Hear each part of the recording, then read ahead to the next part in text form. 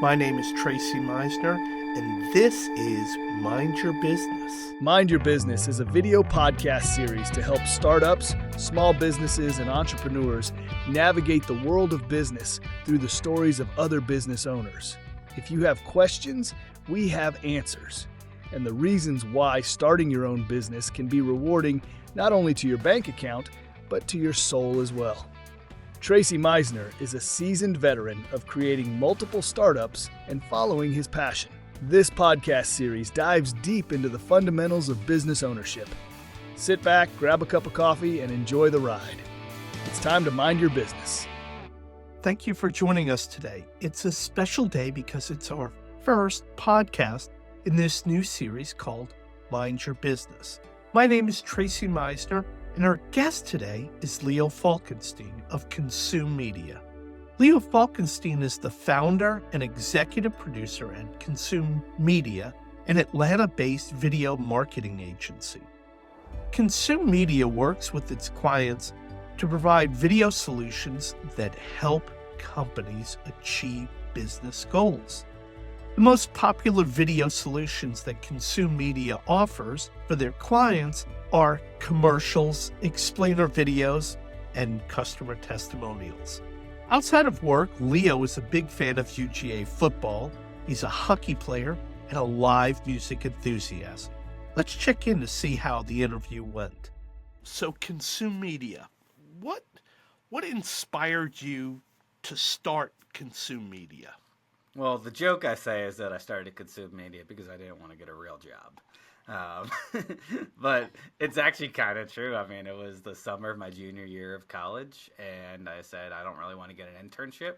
There's this YouTube thing coming up. It's getting pretty big. It's easier to, more affordable to buy cameras and edit videos and such. So I always liked storytelling, and I decided I wanted to be a video storyteller. Joke's on me because now it is certainly a real job. I got a bunch of employees, a bunch of clients that I got to serve all the time, but it's all fantastic. I mean, generally, I really always wanted to work for myself. My dad is a business owner, and I really just kind of always saw him and what he was able to do as his own boss, and it seemed like something I would want to do as well. Awesome. So what I'm very interested in is the start. I personally have followed you guys since, I want to say, 2013-ish. Is that when you started? Was it 2012, 2013? We started the business in 2012. Okay. And like I said, we didn't have a real business plan, I would say. I was going to ask you, did it kind of develop organically? Yeah, so we knew we wanted to make videos, and that's about all we sort of knew at the time. As a 20-year-old with no real professional experience, I'm like, okay, let's make videos and see where it goes. And originally we thought we were going to be like a YouTube channel or like an original content creation. There's all these hilarious creators on YouTube, and we're like, oh, let's create original content. And we did that, and it was fun and it was funny. But we quickly realized that we had no idea how to monetize that service. And again, maybe joke's on me again, because you see the creators right now making so much money. But that said, we pivoted and became a pay-for-hire video service. And when we started, we were at the University of Georgia. And Go Dogs. Go Dogs. And we decided that we were kind of going to film what was around us. So what's around us in Athens, Georgia? There are the musicians, the music scene, the entertainment scene, the parties, the fraternities, the sororities. That's what we were filming. Again, we kind of had a niche in concert films, so bands would hire us to bring anywhere from 3 to 8 cameras to a show, and then we would edit it to them, and it was a lot of fun. We did recap videos for the party promotion companies and the fraternities. We did sorority recruitment videos. We did music videos. We filmed stand-up comedy on Tuesday nights. So it was all sorts of things like that. Really just film what was in front of us. And we really, considering what we knew and who we were, and having no experience, we weren't like we weren't successful from like we're making a lot of money standpoint, but we were successful when it came to like actually like getting our name out there and getting business.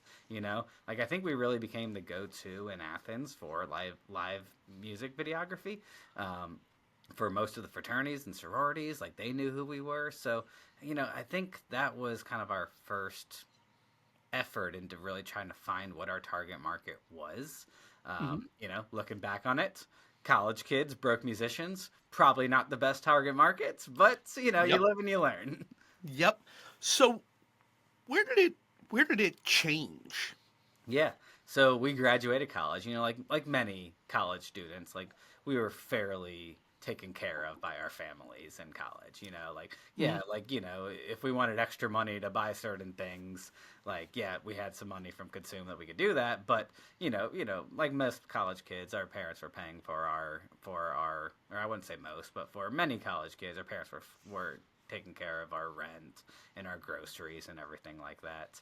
But then you graduate college and the checks stop coming and you're like, okay, well, we need to pivot. And we moved back to Atlanta, stayed in that kind of music entertainment world for a while, but we're getting bigger and better clients so that we were making more money than we were before. But then we really started getting into corporate video marketing around the end of 2014, and clients started paying us a lot more for the same amount of work. And I'm like, okay, this is A good. no-brainer. That said, we really like this entertainment and music thing. It's a lot of fun, right? So we're gonna do both of them at the same time. And throughout 2015 is when we were doing both, doing the entertainment world and the corporate video marketing world. But then at the end of 2015, I look at our financial data and I say, wow, we are spending 50% of our time in the entertainment world and 50% of our time in the corporate world, but 80% of our revenue is coming from the corporate world and 20% is coming from the entertainment world. I think we need to put our effort here, and we did, and we really started trying to go to market with that. And my joke is that once we really kind of put all of our eggs into the corporate video marketing basket, we were able to look at the data a year later and say, wow, we have one corporate client who paid us more than the entire entertainment industry combined the year before. So Okay. that was when the no-brainer happened, I would say, and to say, this is what we're going to do. This is what consume media is going to be. So I'm going to give you my perspective because I followed you during this transition.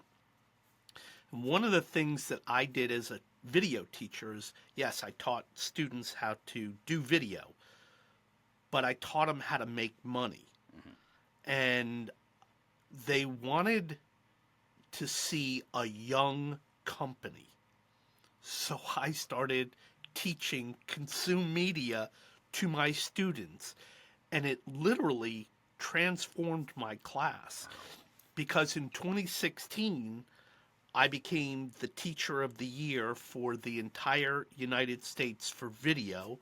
I was hired as an Apple Distinguished Educator. Everything changed.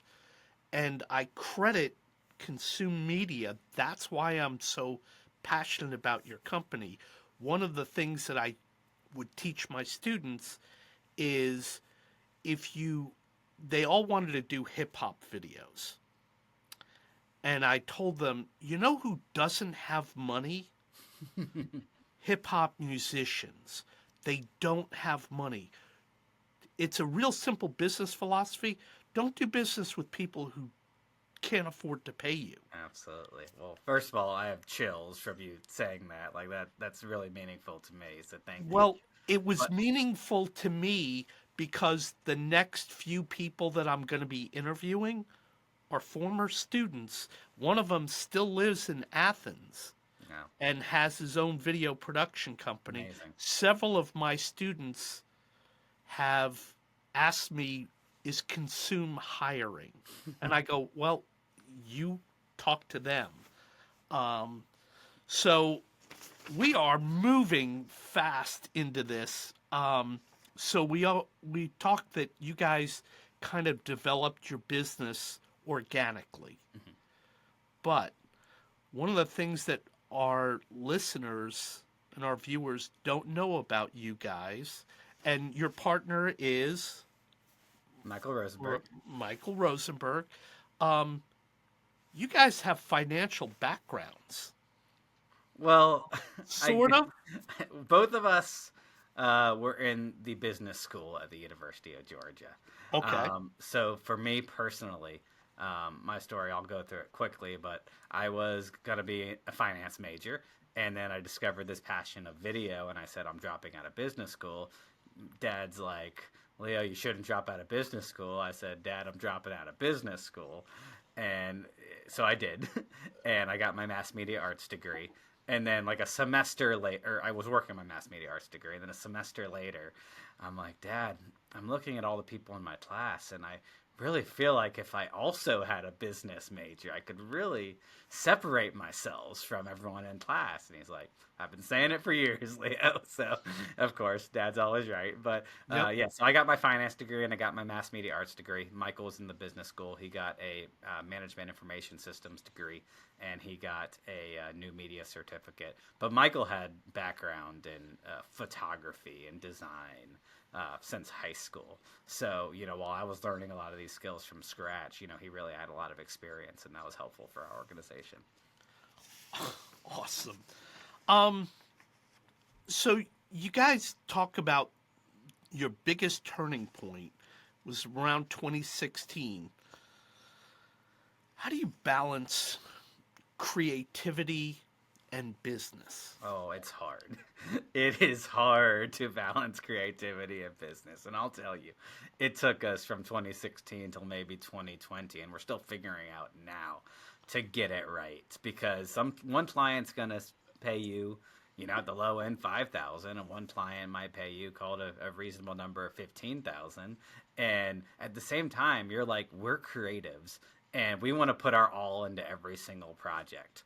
Well, if you put your all into the $5,000 project and you put your all into the $15,000 project, first of all, why would anyone pay you more? Second of all, you're going to start losing money, right? So ultimately, it's really important to quantify to your clients what you are getting at each price point. And that is hard in creatives, but I'll give you a few examples, right? I was going to ask you because that part of this is directed to creatives because they are struggling Yes. financially. Exactly. So let's take an animated video, for example.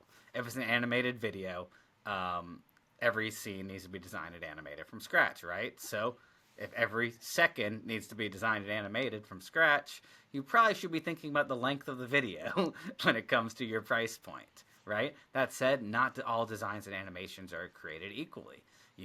For example, something that is like an abstract graphic is going to take more time to design and animate than something that's just text based, and sometimes our clients, we work a lot in the technology space, and sometimes it's just screen recordings, which still kind of falls in that animated category, but it's very simple. So, like, for example, we started making like basic different packages. Do you want your video to be 75% abstract graphics and 25% text? That's going to cost you different than it's 75% text and 25% abstract graphics, right? And you set those expectations up front with your clients so they get it. Awesome. And when they're trying to go out of scope, you say, well, I get it. You want this. And you can always pay for more, but look at our proposal where it very clearly says, and this is where we're at. Another example could be like sound effects, right? You could do just a very basic mix the audio with the music, or you can add all sorts of sound effects to the video. And it should cost you different. If you're just mixing the audio and the music, it might take an hour. If you're adding sound effects every 1 second, every 5 seconds, it's probably going to take you 3 or 4 hours. You need to charge differently for that. So we have like a sound effects packages, tier 1, tier 2, tier 3. And again, when people start asking for more, you can say, well, like, we can do this. It's just going to cost you X because look at your proposal. It says that you purchased this basic package that very clearly says audio and mixing. So that's an example for animated videos. For live action or videos that are filmed and edited, it's essentially, what are you trying to get done that day? If you only need to bring out a couple cameras for an interview for a half day, okay, write that in the proposal. But if it's a half day, but you also want to get a couple cameras and you need a B-roll filming crew, Well, you need an extra person. You need to charge for that extra person, Or if it's a full day, that's going to take more time. Who is writing the script? Who is putting the interview questions together? If you're putting it together, great. We won't charge you for it. If we're putting it together, so every single deliverable or every single portion of a video of a deliverable needs to be thought about in your proposal. And basically, what we do is we provide our clients 3 options for every video. So you have a discovery call with them. You figure out what their goals are, what they're trying to achieve. Okay, they want a customer testimonial video. It's going to be filmed in Atlanta by this date. Okay, so now we know, okay, do you want a half day? It'll cost this, or a full day, you want cost this. Are you going to provide the interview questions, or are we going to provide the interview questions? Do you want a video branding package that just has intro, outro, lower thirds, text callouts, and transitions? Or do you want that all plus a bunch of abstract graphics that can be plugged in throughout? So you basically provide all these different options. So they never feel like, I have to pay this much money. This is what I have to do. You say, no, you can pay this much money. It's going to be probably the best product. It's going to take us the most time, which is what we charge for, is our time. Or, if you want to save several $1,000s, go with this option. And ultimately, you'll still get a video that accomplishes your goal. It just might not be quite as sexy because you didn't pay for all the bells and whistles. So I could talk about this for hours, but there's a few examples. No, it totally makes sense, because I wrestle with it too. Given my age, I won't do a full day. I just won't. But have I done full days? Yes. I work with one client who they fly us to their location, wherever that location is, and I have a set fee for the day. But I've also convinced them that they need to hire my wife to film and me to edit. Excellent. And it's a nice package. And where we are now in our lives, I mean, my last video shoot was 9 days in Hawaii. Wow. Which is not a bad gig. It's not bad. Before that was a week in Miami in January, Hawaii in February. Again, not bad. Those are where we're at. But my business is this big, and that's fine for me. So let's talk about your marketing. What has worked for Consume Media? You're a video production house. You can put out videos every single day and bombard us with, hey, you need to choose Consume Media. You need to... But I don't see that.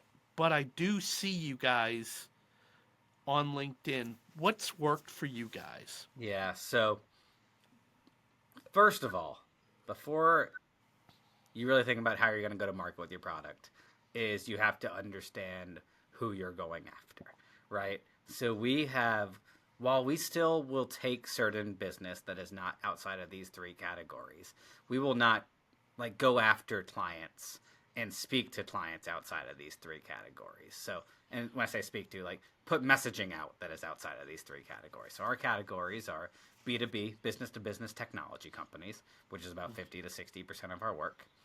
Professional services companies, so companies who are providing companies who are providing services to other companies. Think about law firms, accounting firms, events providers, things like that. And other creative agencies, because we know there's a lot of agencies out there who might have bigger clients than us, and we want to provide ourselves as a resource to them. So those are the types of companies that we go after. Once you understand who these are, you need to really kind of do a deep analysis to figure out who are the people that I want to speak to at this company. What do they think? What do they feel? What are their hesitations? How do they like to buy? And ultimately, just kind of figure out everything you can about them. And the good news is today, with AI tools like ChatGPT, you can type in, hey, my target market is the CMO of a B2B technology company. What do I need to know about these people? And it'll put out something that's pretty good. It's not going to be perfect. It's not going to have, all the experience and humanity that I can bring to it. But it'll put out something that's pretty good. so from there, you need to really productize your product in a way that speaks to these people. Because, I could say I make animated explainers, but what do they want to hear? They want to hear I have video solutions that will help accomplish your prospect conversion issues. Because these companies might have prospect conversion issues. They might have companies who sit in their funnel for months at a time and then just churn, or just leave. Mm-hmm. But if you can kind of speak to the audience in a way that accomplishes their goals, then it opens up to the conversation to say, yes, consumer media gets me. They know what I'm trying to do, and they have a variety of different video solutions that can help me achieve this goal. And from our marketing standpoint, LinkedIn is where our audience lives. We don't spend time on Instagram or Facebook or TikTok or anything like that, because we're talking mostly to, VPs of marketing, CMOs, VPs of brands. They're on LinkedIn all the time, right? Yep. So ultimately, all of our messaging on LinkedIn speaks to those people. You'll see, many of my posts start with, we've seen B2B technology companies do this. Here's why it's good. Or we've seen B2B technology companies do this. Here's why it's bad. And it kind of ultimately kind of hooks them into wanting to learn more and watching your content. And it's a mixture. We do culture content. We do thought leadership content. We post our videos. We post behind the scenes. And to your point, yeah, it's if you just put out your videos every single day, they'll start to see it as spam, right? But ultimately, if they see, oh, this is Leo. He's a person. He has thoughts. He has opinion. He has a cool company. He has a cool team. And he makes cool videos. That's when they are like, okay, I feel like I know this guy. Let's give him a shot. And that leads right into everything that I've ever said about business. I'm big on technology. Technology aside, business is and will always be about people and relationships. That's it. It's that simple. I want to know who I'm doing business with. If you're a shady character, yeah, I'm not going to do business with you. But, I've seen how you post and how excited you are about what you're going to deliver for a client. That, wow, if I were hiring a production company, I'd talk to you guys first. I appreciate it. So we're seeing a lot of changing trends in video. And I can tell you that video, I started my company, Meisner Media, in 2022. Here we are in 2025. And I did a business plan, and it's about 80% right on, but the technology has changed big time. Yes. What do you guys do about the changing technology? Hey, we got to buy this new camera. We've got to buy this new editing software. What about AI? Yeah. For us, so much of our conversations every single day is about AI and how we're going to utilize AI. I think about AI in a couple different ways. There is, call it 3 different ways. There's workflow AIs and automations, right? There are things you can do to automate certain tasks through AI, or tasks that you can do to just kind of make your processes faster. Like, for example, it would have taken me a week to say, what does a CMO at a B2B technology company need? Type that into ChatGPT, it's done in a handful of seconds, So, there's workflow AI like that. There is the standard sort of like content generative AI, which is like, for example, we use AI to help us with first drafts for scripts. For again, where we get a B2B technology company come to us, say, hey, we need a 60-second explainer. We can take all the information that we've learned, package it, feed it some templates, feed it some different things, put it into a tool, and it'll get us a first draft that's probably 75% of the way there. And with just the amount of time it's taken for you to gather this information and put it into ChatGPT, right? That's kind of like the generative AI side. And then there's like the generative AI / generative AI video side, because it is generative, but it's like a different ball game for a video agency.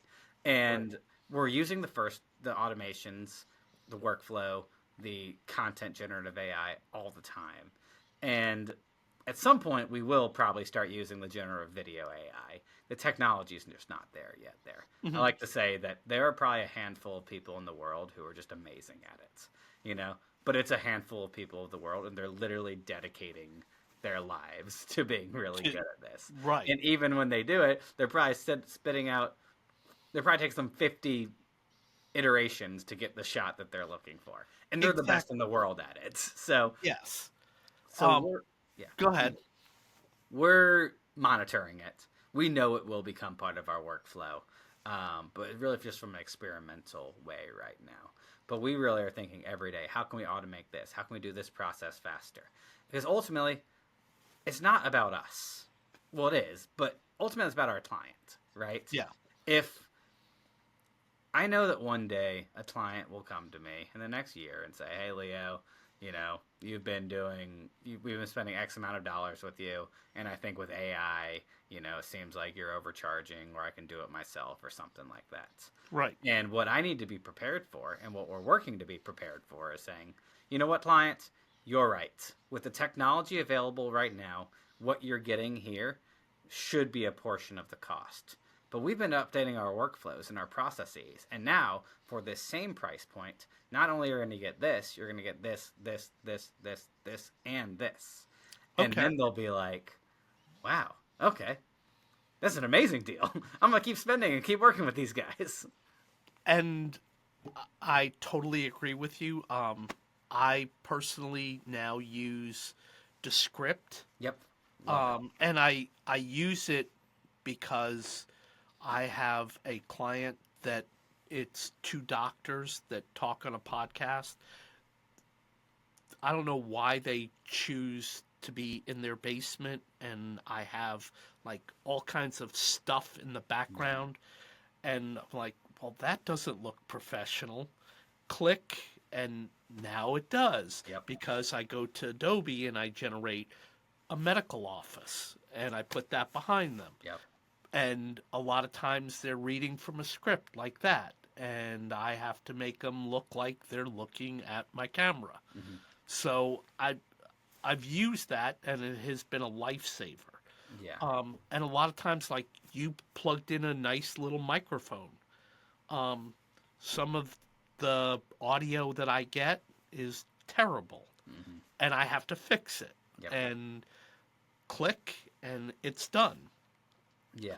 These new web-based editing tools, which I call them, like Descript, I call it a web-based editing tool. Yes. So much faster and easier to use than Premiere. Now, it's not for everything. If you're making a commercial, you're not editing that in Descript, right? No, if it's a talking head, if it's a podcast, if it's just like, talking head or podcast, why would you bring that into Premiere at this point? Yeah, no, exactly. And in fact, Riverside has some AI tools mm-hmm. that I'm going to be implementing. Let's move into building your brand and your team. Yes. How did you develop the Consume Media brand? And I see lovely logo behind you, the Consume Media logo. And I noticed that you use green, and it's almost the green of a green screen. Tell me about your color choice. Oh man, not a question for me, if I'm being totally honest. Okay. My business partner, Michael, is really the visionary behind the brand that we have. And our other designers have kind of helped iterate off of it. But, just to that point, I'll answer your question, hopefully in a way that's valuable. It's important to have a variety of skill sets at your company, when you think about myself and my business partner, Michael is so detailed, so process-oriented, so good at visuals and branding. And me, I'm very good at storytelling and messaging, and big picture thinking and finance and accounting, right? So, and amongst others for both of us, but it's important that there is a variety of skill sets on your team. So that's how I'll answer your question, if that's okay. It fits perfectly into my team, which is just me and my wife. I'm big picture, creative, storyteller. I'm all over the place. My wife is detail oriented. Yep. You Um, gotta have that. because otherwise, if you have two creatives in a team, you're going to be homeless. Yeah. You got to have somebody that's like really focused in. Um, so let's talk about your team. What do you look for in a team player, in a Yeah. collaborator? So I'll tell you, um, it always going to depend based off the position that you're hiring for. Hmm. But I'll give you an example. Like, obviously it might be a little biased, but I like to look at people who have a similar background to how Michael and I did our things. I like for to look for people who um, don't wait for an opportunity to come to them, but seize an opportunity whenever they see it. Because, as a student, right, and that oftentimes we are trying to hire people out of college, like, as a student, you can either do your classwork, or you can do your classwork, but then in your free time be making videos, right? So, Hmm. like, that's like a great example of just like it's important um, to not just do the bare minimum, but really always trying to be honing and improving your skills. And recently at Consume, we've developed our core values. And that was actually like a big stepping stone for us because we've had people at our company before who are incredibly talented, incredibly good at their jobs, but they may or may not embody all six of our core values. And Tell me, and I need to hear your core yeah, value. I got them right in front of me. But number one is roll with the punches. Be flexible. Clients are going to throw curveballs at you. You have to be ready to just take them and understand clients are going to client, and let's just kind of keep doing our thing. That's just an example. But roll with the punches. Find the light. Same sort of idea is that, you know, not every day is going to be happy, shiny, everything like that. But you can probably find some fun in every activity. Even if someone's putting you down, like, just joke about it. Have fun. Say something with the client, laugh it off, and find the light. Bring the positive energy. Better together. It's all about collaboration. We don't want people who are just kind of in their own zone, not talking to anybody. That's not how the best work gets done. That's not the best way to foster a team environment. Number four, sharpen the saw. Always be innovating, especially with everything we just talked about in this world of AI and new technology and innovations. If we're doing the same thing we're doing now, 5 years from now, we're dead meat. So we got to have people who are really trying to push forward. Number five, simple. Do the right thing. And this is almost obvious. Like, it's almost something that doesn't need to be a core value because it's so obvious. But operate Mhm. with integrity. Treat your clients with respect. Treat your team with respect. Be honest about everything, and do the right thing. And number six, and the final one, is get it done and then some. Don't do the bare minimum, and that's kind of what I mentioned before. Oh my God. Do what is asked and put your own stamp on it. Get it to a certain point where it's serviceable and be like, okay, I've achieved the client's goal. What can we do to elevate this work? And if we hire people that have these core values, you can teach them any skill set. You can teach someone to edit. You can teach someone to operate a camera. You can teach someone to Yep. design. Some of these are shorter or longer training cycles than others, but you can teach someone anything. But you can't fit a square peg in a round hole from a personality standpoint. People are who they are. People change, kind of. People are who they are, though. Yep. I summed that up in my classroom really, really simple. Are you proud of your work? Mm-hmm. And like a lot of my students would go, well, no. Okay, well, just do it till you're proud. Yeah. You're proud of your work. When a student came up to me and would go, hey, Meisner, I need for you to look at my video. That was a video worth looking at. Yep. But Love it. if they went, no, I'm not proud of it. Well, then why would you show it? Yep. Um, great core values. When did you develop those core values? So we actually started rolling them out earlier this year, so just a couple months ago. Okay. But it was a 3-month process to develop our core values because basically, I'll tell you, just to give you a sneak peek in the process, I had all the leaders at my team come and basically say, think about the person that you respect most of this company. What is it that you respect about them? And they would basically, and you didn't have to say who the person was, but just personality traits, right? And then we kind of take all these personality traits and see what the common themes are among everyone who submitted answers. You see trends pretty quick. And ultimately, from there, you kind of, okay, so these are our top 12. Well, we need to get that down to 6. So next week, we're going to eliminate one. Next week, we're going to eliminate one. And then ultimately, you get to your 6, and then you really want to build out descriptions of behaviors around them. Because roll with the punches, you don't just want to say that. You want to kind of have examples of that. What does roll with the punches mean? When did one of my team members roll with the punches, and why were we so proud of them? And why was that such a great example of what it means to be a Consume Media team member? That is awesomosity. What do you guys do to foster growing your team, or that you guys are a team? And can you tell me how many people are now at Consume? Yeah, so today we have 12 full-time team members. Oh my God. Yep, 12. I thought it was like 4 or 5. Nope, we got 12 full-time team members. So we have a project manager, sales, marketing, we have pre-production, we have a producer, director, we have 2 designers, we have 4 animators, and then me and my business partner. So yeah, that's our squad.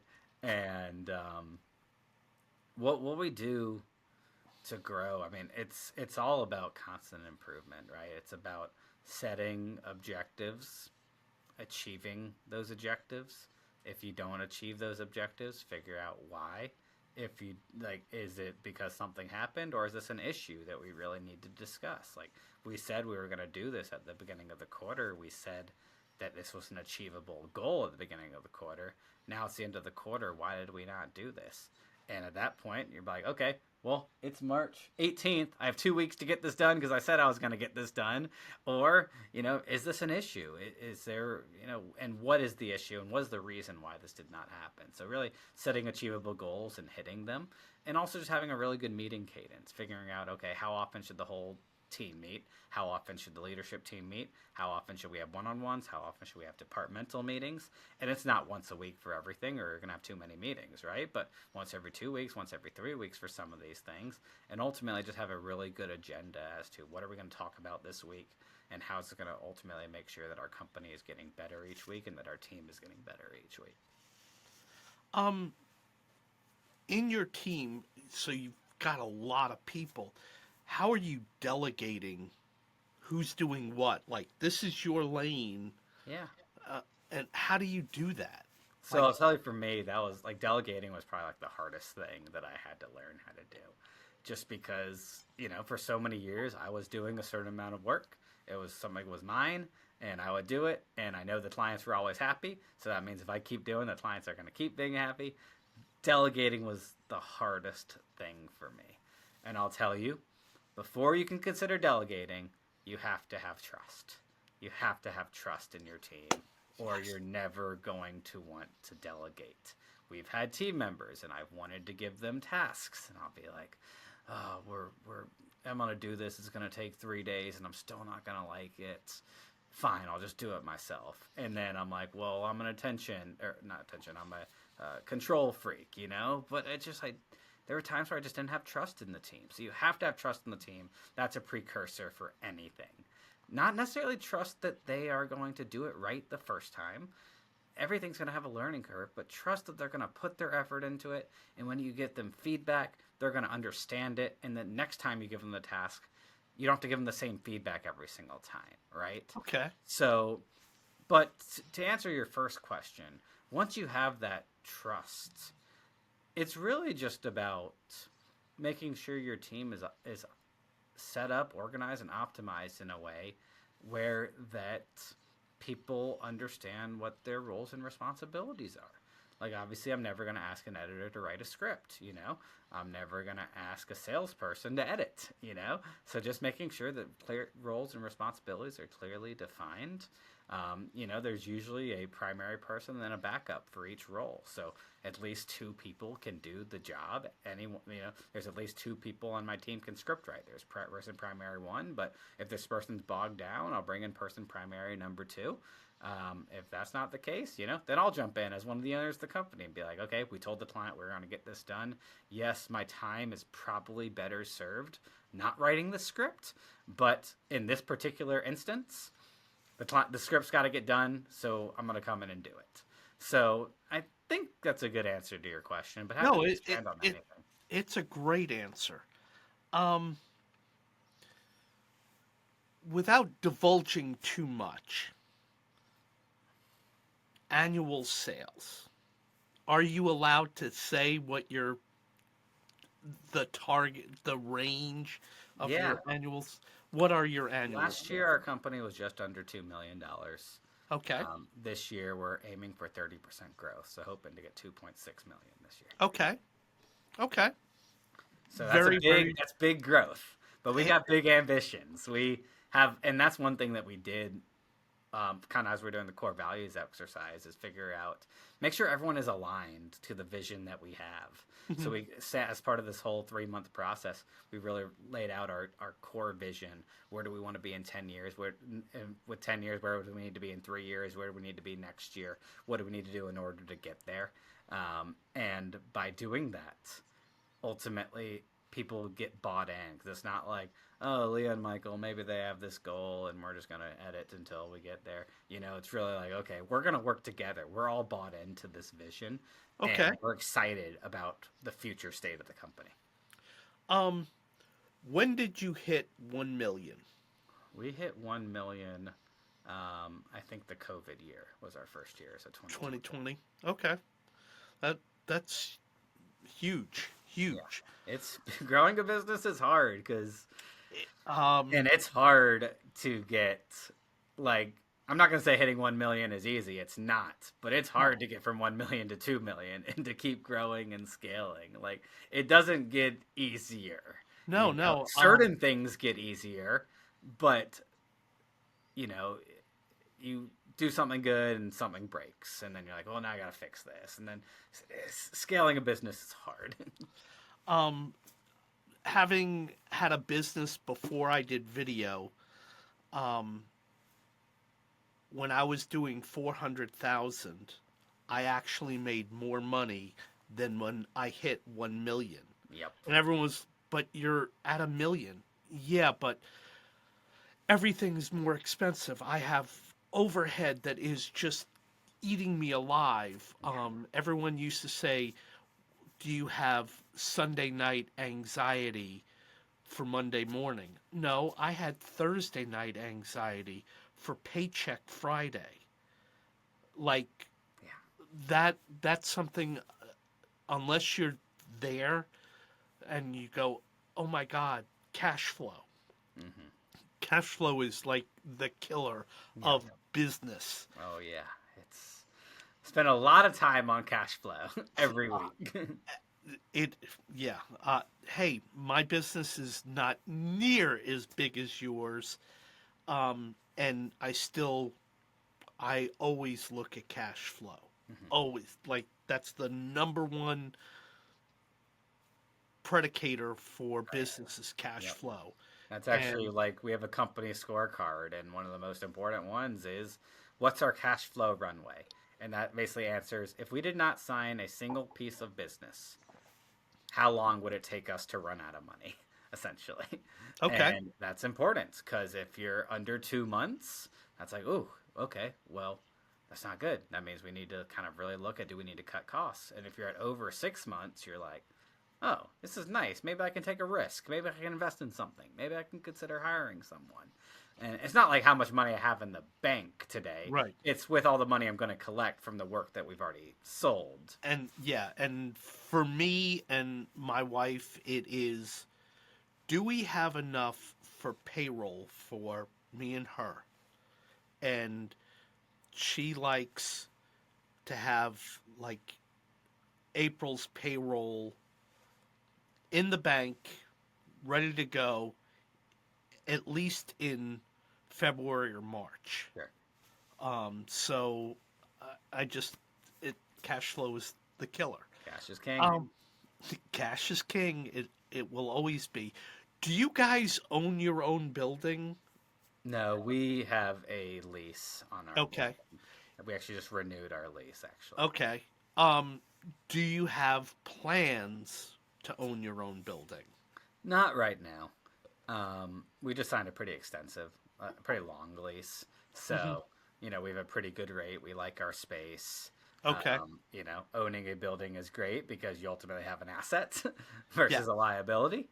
But yeah, we did a last year or a year and a half ago. We went through like a whole exercise of, do we want to move? Do we want to consider buying? And Uh-huh. ultimately, at the time, it was just like, it's going to be a lot of money to move. It's going to be more money to buy. We have Yep. a pretty good space here. They're Right. going to give us, if we resign, they're going to give us money to renovate the place. So like, Right. okay, let's just stay. Okay. Fair enough. Um, we're winding down, and this is where you're going to share your lessons. Okay. Um, let's talk about mistakes. What's a mistake that you have made, you and your business partner, you have made a mistake in business, but it turned into a valuable lesson? Yep.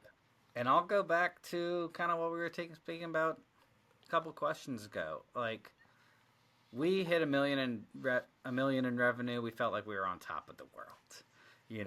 We grew again the next year substantially. We're like, we're on top of the world. We're growing. We have so much revenue. This is awesome.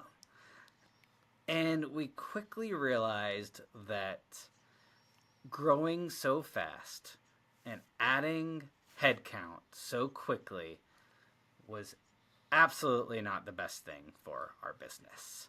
We broke so many things. We burned people out. We, to sum it all up, we grew faster than our processes could keep up with, you know? Um, and that just led to a lot of chaos. A lot, you know? And people get frustrated by that, right? Now that we are, right now we're at a slightly higher revenue side than we were when we were experienced this, but our team is 2/3 of the size.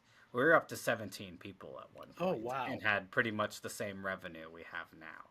Okay. So we were able to eliminate 5 jobs. Well, not eliminate, but over time, we never laid anybody off, but over Right. time, we decreased our size from 17 to 12 with the same amount of revenue. That's Right. obviously great for margins, fantastic for margins. You can Yep. also pay people more Yep. because, people are, Which also increases the margins. yeah. So ultimately, I would say if I were to summarize that, it's just make sure that as you are growing your business, you're you're just keeping up. You're adding new processes for everything, and also make sure you're always looking at the data, not just one piece of data. Look at all the data all the time because those are the two things. Don't grow too fast. Make data-driven decisions. I'm going to hold that one because my wife's all about data Yeah. and I'm not, but I am a number cruncher. Hmm. I run numbers in my head every single day. I know where money's coming in and where it's going out. So we try to be a lean machine. Love it. Um, what advice would you give aspiring entrepreneurs looking to start their own creative agency or just a creative? Somebody that just like I have got students that have graduated film school and yeah, they think they're going to be the next, Wes Anderson, and they quickly realize that, oh, uh, it's not going to happen like that. Yeah. But maybe they're going to start a video business. Hmm. What advice would you give somebody starting out? So people have asked me this question a lot, and for years I've given the same three pieces of advice because I really truly believe in these three pieces. Number one, pivot, but don't give up. It's so hard to get past year one or two because it's so easy to quit at that point. You haven't put in that much into it that it's not like you're putting your life's work behind you. You're putting, a year or two behind you and you're ready to move on. But if you really want to do this thing, pivot, figure out who you want to go after, but don't just quit because it's going to be harder to start it the second time. Number two is keep innovating your product. Don't be content with what you did yesterday. And this goes in two areas. Number one, just make sure your videos are better today than they were yesterday. But also, figure out what other service lines can you offer. Don't go so wide that you don't have a niche anymore, but keep innovating on your product so that it gets better every single time you do a new product. Add a new process, add a new editing technique, add a new service line. Do these different things so that you're not staying static, because if you do stay static, someone's going to come behind you and beat you. And last three, it's obvious, be a good person. It's funny because we'll get on sets with actors, right? Like these big sets. And actors will be like, wow, this is such a good set. This is such a fun set. And I'm like, really? Like, what are most sets like? And they're like, yeah, they stuff us in a corner. No one talks to us, yada, yada, yada. I'm like, what? That's just like weird. Like, well, it's like I don't know any other way besides to just like be a good person to people. And the same with your clients. Like, if there is a scope dispute, figure it out, and probably the client's always right because you're going to get them the second time and you'll set expectations better. Just be, and I've heard that directors are jerks. Like, these are the types of things that you hear. It's just like, they're so egotistical, or like, that's not a way to make friends. And ultimately in the professional services business, we're in the friend making business at the end of the day. I like to say that, I might be able to tell someone that my product's better than somebody else's, but if they like the CEO of that company more than they like me, they're doing business with that guy. So be a good person. Those are just great, great life lessons. I could actually bundle that and teach that in a high school. I don't teach anymore, but like that's where that passion starts, is somewhere in high school. Somebody shoves a camera in your face and says, here, go film this. Last question. If you could go back and give yourself one piece of advice for when you first started, what would it be? Let me think about that one. If I were to give myself one piece of advice when I got started, I would say it took me too long to figure out that you need someone on your team. It doesn't need to be full-time 100% of the time, but you need someone on your team dedicated to getting out there, meeting people, and earning new business.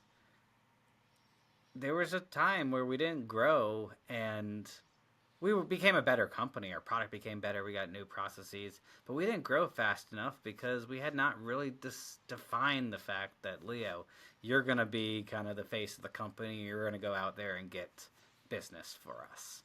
And until you do that, you can't just wait around for people to come to you.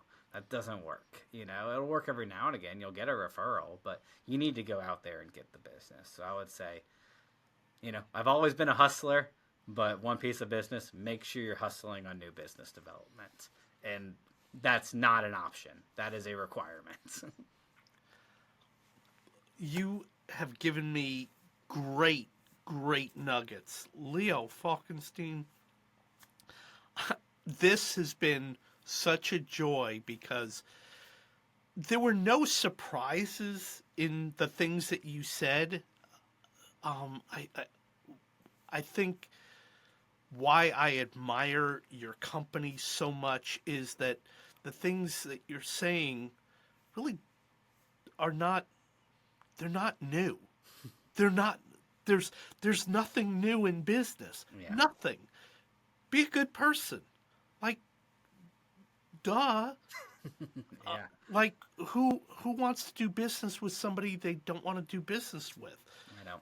And yeah, and then get out there and hustle. I mean, people are amazed that I moved to a new city, started a business, and they were like, "That's ridiculous. Why would you do that?" And I have 5 clients. That's it, 5. But they always come back. They always want the video services. They know what they're going to get. We love doing business with them. They love doing business with us. It's just a great thing. And I think your company is just, I think you're proud. I like, you know, I remember seeing on your wall something that you always did when I videotaped your bar mitzvah is follow the puck. Skate to where the puck is going. Skate to where the, well, yeah, because I always say follow the ball. Yeah. When I used to teach sports video, just follow the ball. Yep. That's where the action is. And yeah, and go to where the puck is going. And that applies to business. Because if the business isn't going, if you're not following to where the business is going, you're going to miss it. Absolutely. I want to thank you so much for making my first podcast. I think is going to be a success. It's going to take me a few days to edit a little bit, but wow, Thank you, did, Tracy. This was a lot of fun. Thanks for asking great questions and letting me speak and ramble from time to time. I know I've been known to ramble. My team would never say I'm not, but that's what makes you you. And I'm so honored and proud of what you're doing, because you are doing everything that I've ever taught in business. You're doing and you're modeling. And I just hope that the people that work for you understand that you're modeling good business. Good business begets good business. It's that simple. Appreciate that. Working hard and trying to have some fun. Thank you so much, and we will see you next time on Mind Your Business. Awesome. Thank you. Take care. And thank you for joining us. Mind Your Business is produced and directed by Tracy Meisner at Meisner Media Studios in Winston-Salem, North Carolina. If you'd like to be featured on our show, please email us at tracy@meisnermedia.com. Until next time, please mind your business.